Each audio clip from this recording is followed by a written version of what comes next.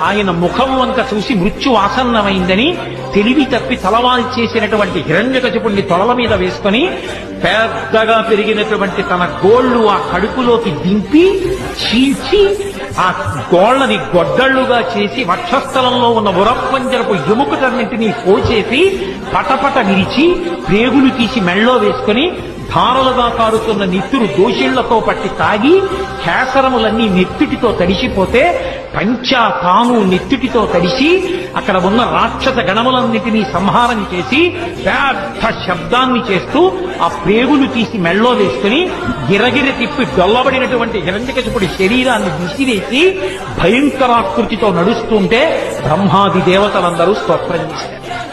ఏమి నారసింహం, ఏమి అద్భుతం, ఏమి అవతారం!